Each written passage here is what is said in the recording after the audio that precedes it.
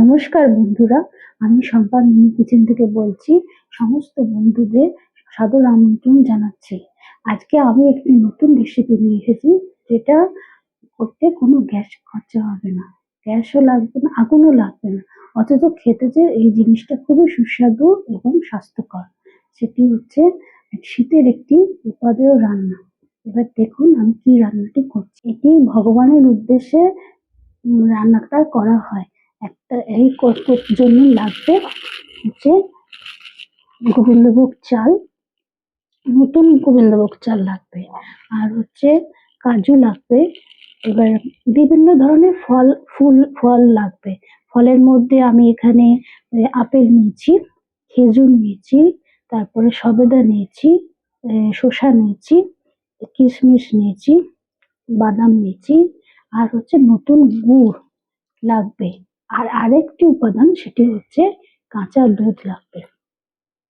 কাঁচা দুধ আমি নিয়েছি। এবারে দেখুন আমি এইগুলো সমস্ত যেগুলো ফলগুলো আছে, এই ফলগুলো কাটবো। কেটে তারপরে জিনিসটা কি করে বানায় সেটা দেখুন।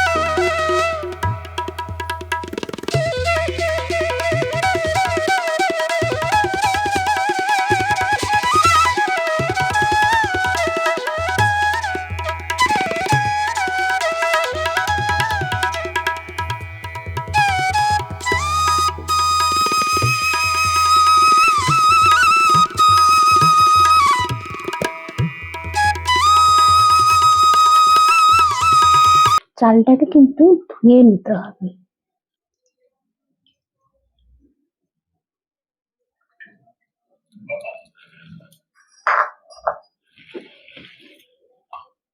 এর মধ্যে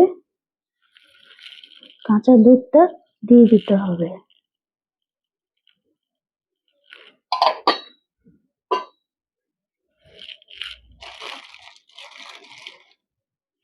গুড়গুলো একটুখানি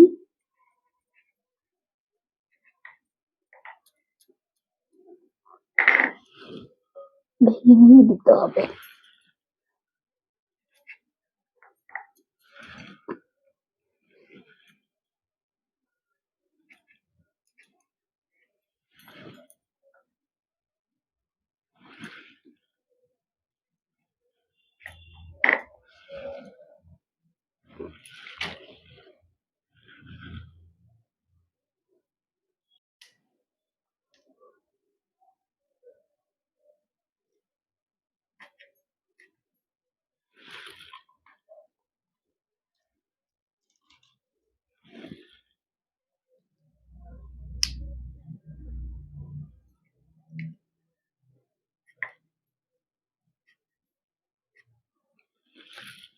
এই যে দুধের মধ্যে গুড়টা দিয়ে দিয়েছি, চালটা দিয়ে দিয়েছি।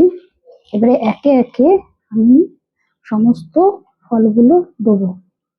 শসাগুলো দিলাম, আপেলগুলো দিলাম,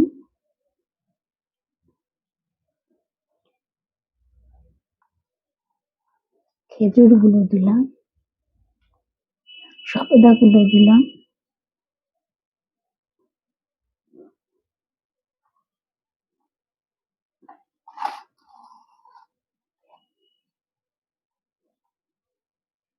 কাঠবাদামগুলো দিলাম,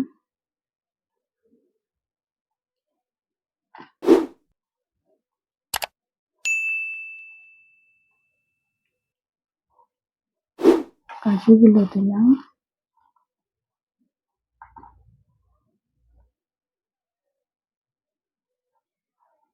কিশমিশগুলো দিলাম,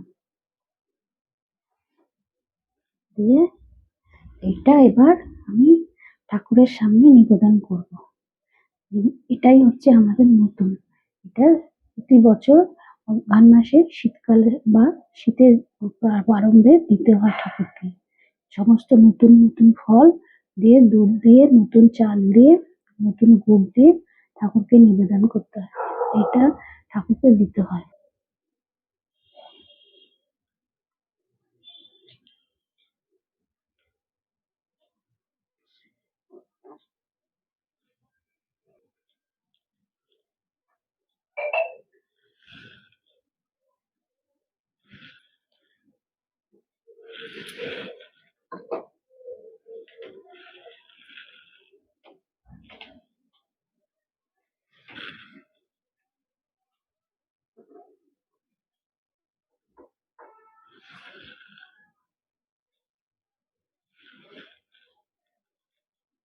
এটা ঠাকুরের প্রসাদ হয়ে গেছে। এটাই হচ্ছে, এটাকে বলে নতুন। হ্যাঁ, আমাদের আরো অনেক কিছু জিনিস দেওয়া যায়, কিন্তু বাজারে তো কড়াইশুঁটি ওঠেনি এখনো পর্যন্ত। এই কড়াইশুঁটি দেওয়া যায়, তারপর কমলা লেবু দেওয়া যায়।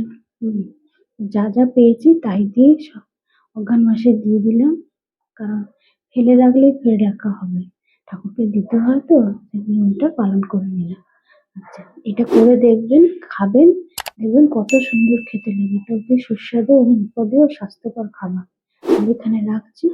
আচ্ছা, যারা যারা দেখেছেন ভিউজ, তারা যদি আমার আগের রেসিপিগুলোতে যদি আপনারা একটু লাইক, শেয়ার, কমেন্টস করেন, তাহলে খুবই উপকৃত হই। আচ্ছা, তাহলে রাখছি। নমস্কার। জয় রাধে।